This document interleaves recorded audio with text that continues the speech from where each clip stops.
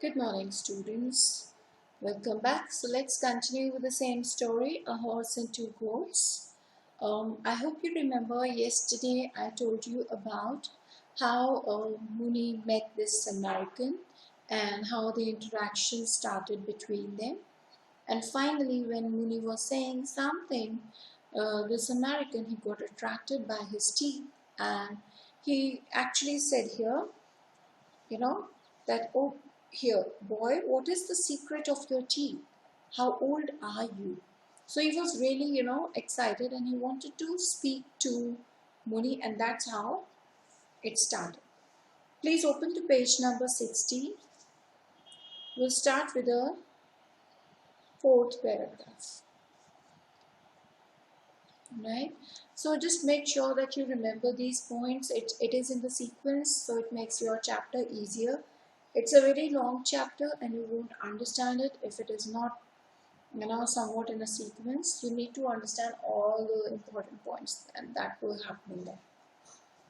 Muni forgot what he had started to say and remarked. Now Muni started to say that, when I was this high, my uncle told me. Now Muni was about to start with the story.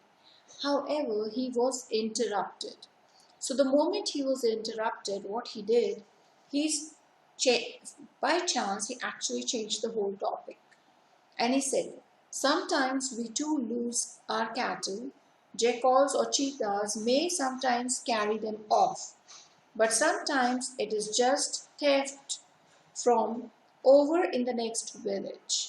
And then we will know. So he says here, we will know who has done it.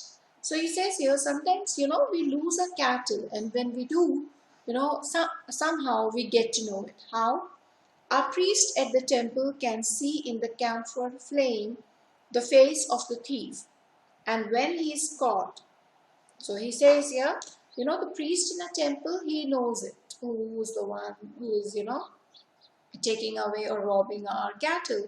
So once we get to know about that person, then we all actually, cut him down or we beat him, whatever the thing was.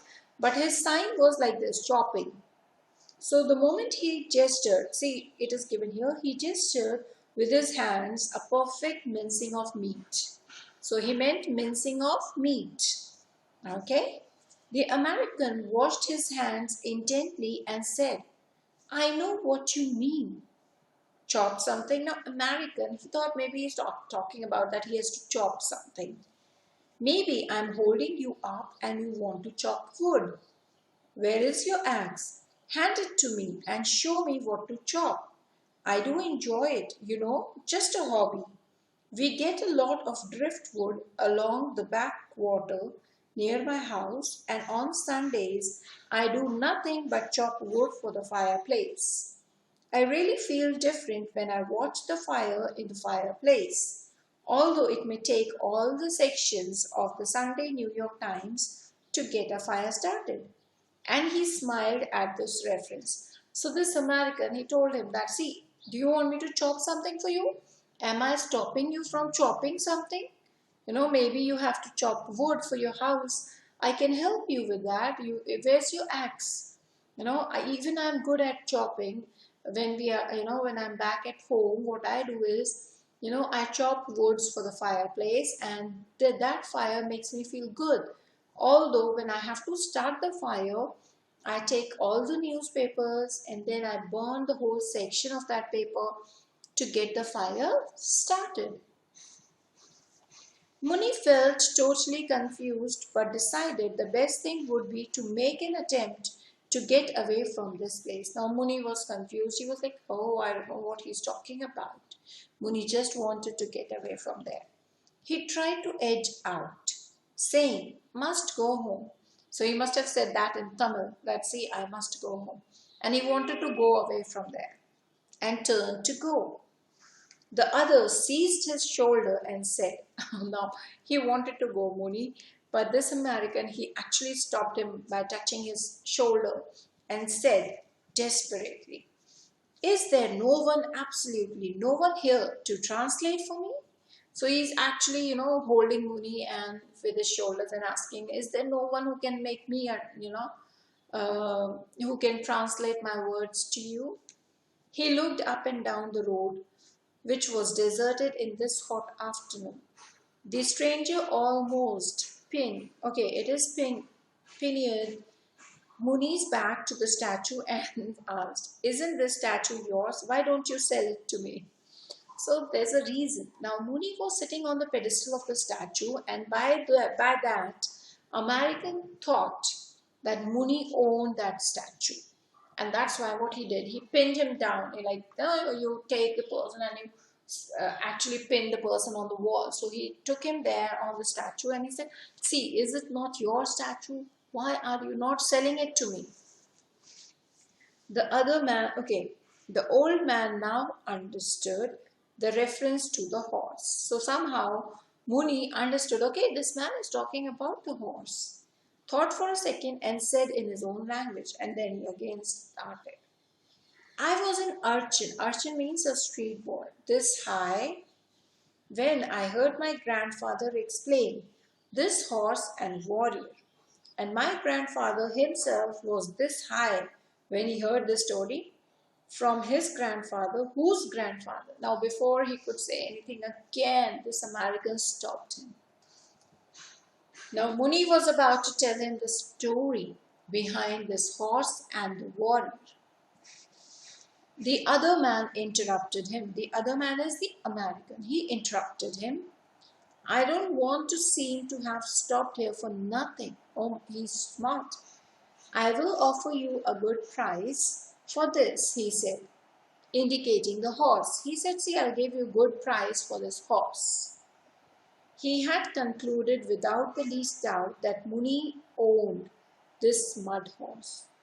So one thing was clear, that Muni is the owner of the horse. Perhaps he guessed by the way he sat on his pedestal. So how this American knew about this? The way he was sitting on the pedestal of the horse statue. Like other souvenir sellers in this country, proceeding over their wares. So like other people that he might have seen, they sit next to their things that they're selling. So he thought, oh, maybe if Muni is sitting on the pedestal of the horse statue, he owns it. Muni followed the man's eyes and pointing fingers and dimly understood the subject matter. And feeling relieved that the theme of the mutilated body had been abandoned, at least for the time being.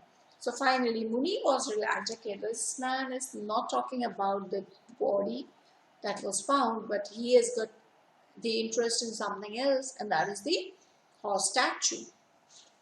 Said again enthusiastically, "I was this high when my grandfather told me about this horse and this warrior, and my grandfather was this high and this poor chap, this is the third time he started this story again.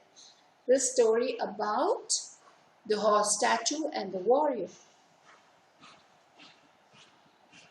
The Tamil that Muni spoke was stimulating even as pure sound, and the foreigner listened with fascination.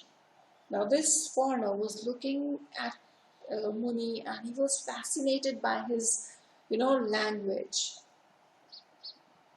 He said, fascination. "I wish I had my tape recorder here." So he told Muni, "I wish I had my tape recorder here." He said, assuming the pleasantest expression, "Your language sounds wonderful. I get a kick out of every word you utter here." So he says here, I do get a kind of a kick when you speak your language. He indicated his ears. "But you don't have to waste your breath in sales talk. I appreciate the article." So American was telling him that, "See, please don't waste your words with the sales talk. You don't have to tell me everything about the horse. I'm already prepared to buy it. You don't have to explain its points." Clear? Now I want you to underline on page number 62, the first para that we'll be reading. This is Muni's family background, right? how he was treated, what he used to do when he was a child. And you should know that. Page 62, the first para, underlined from here. I never went to school in those days, only Brahmin went to schools. But we had to go out and work in the fields, morning till night, from sowing to harvest time, and when Pongal came, we had cut the harvest. My father allowed me to go out and play with others at the tank. And so I don't know the Parangi language. That is Firangi language. You speak, even little fellows in your country probably speak the Firangi language, but here only learned men and officers know it. So he's telling him straight away that, see, when I was a kid, I used to work in the fields with my father, and we used to work from morning till night, and from the sowing till the harvest time, and I have no knowledge about this language. Only the officer rank people or the people who work are aware of this language. The foreigner laughed heartily. Okay, he was just laughing. The foreigner laughed heartily, took out another cigarette, and offered it to Muni, who now smoked with ease. Now Muni smoked with ease, he knew how to do it now. Deciding to stay on if the fellow was going to be so good as to keep up his cigarette supply. The American now stood up on the pedestal in the attitude of a demonstrative lecturer and said, running his fingers along some of the carved decorations around the horse neck, speaking slowly and uttering his words syllable by syllable. Now, while they were smoking, this American, he climbed up the pedestal of the horse statue, and he was touching the horse statue and acting as if he's about to give lecture on the horse statue. So what he says, I could give a sales talk for this better than anyone else. This is a marvelous combination of yellow and indigo, though faded now. How do you people of this country achieve these flaming colors? So he was actually, mesmerized. He was lost in the color combination. So he was asking me, how do you all get these beautiful colors? Now I want you to mark this part again. This is the third stanza. I'll tell you from where to mark, not now. Muni, now assured that the subject was still the horse and not the dead body, said, now underline, this is a guardian. It means death to our adversaries. At the end of the Kali Yuga, this world and all the other worlds will be destroyed, and the Redeemer will come in the shape of a horse called Kalki. This horse will come to life and gallop and trample down all bad men. So you should know the reference or the symbolic meaning of the horse, right? What it stands for, this horse is the guardian of these people. Here it means death to our adversaries, end of their struggle period. At the end of Kali Yuga, this world and all the other worlds will be destroyed. And when everything will be destroyed by the end of the world, then this horse will grow strong, will grow, and it will turn into into a live horse, and it will actually trample all the bad people. It will crush them, and it will save only the good people. So that was their belief. After that, come down to the last para, just mark till here, will trample down all bad men. So you should know these lines exactly the way they are. Please, when you're writing answers, you make sure, right now you're just doing it on your Google Forms, MCQ ways, but in your boards or in your final exams, you'll be writing these answers down.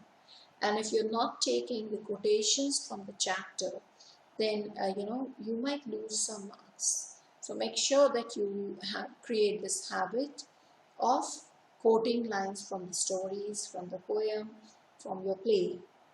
They're very important.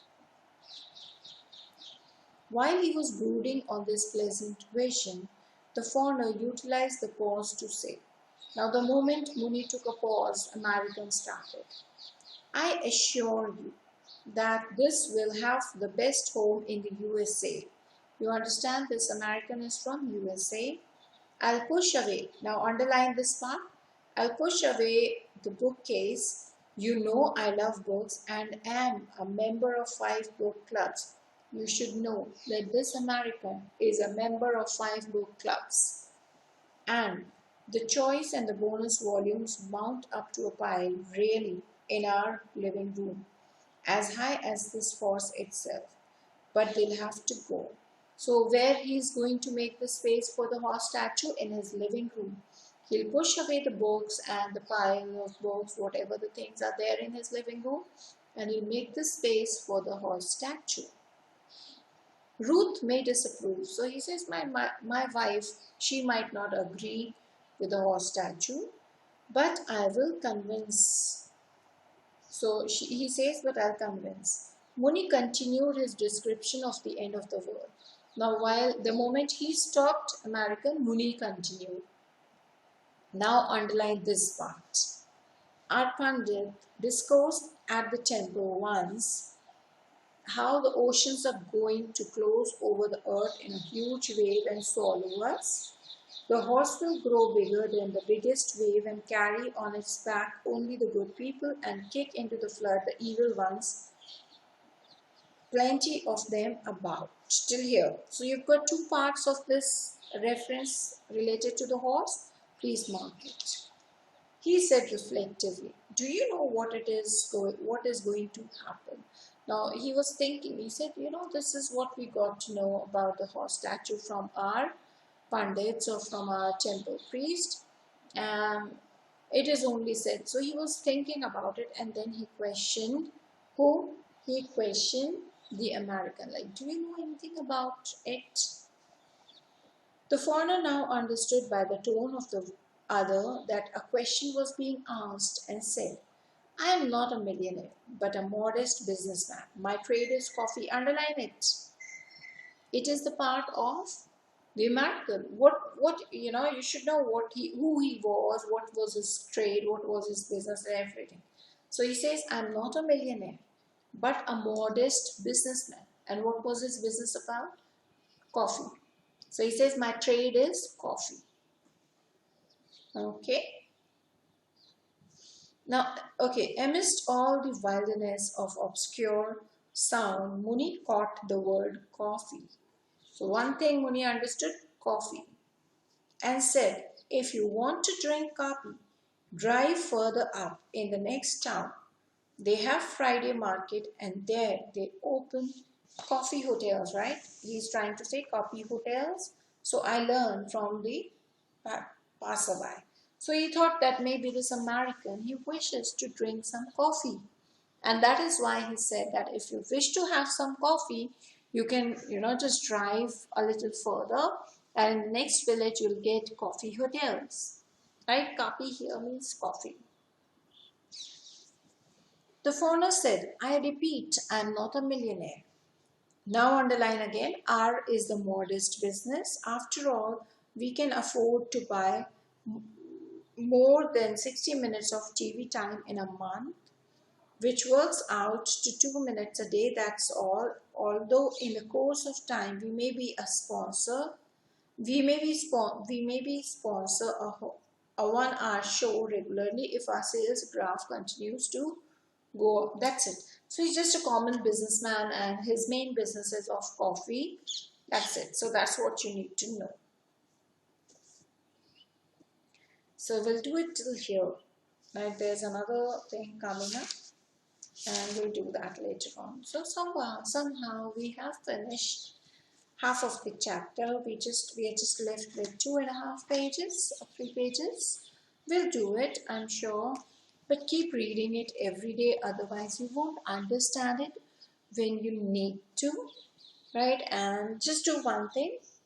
Keep a track of these points, whatever I'm writing here. Just keep a track of it somewhere in the rough so that you know the sequence of the incidents taking place in the chapter. They are really important. And just read it. Read it for your own self. Right? You'll know what is happening in the story. And when I ask you to underline something, please do underline it. It is again very important. You should know that.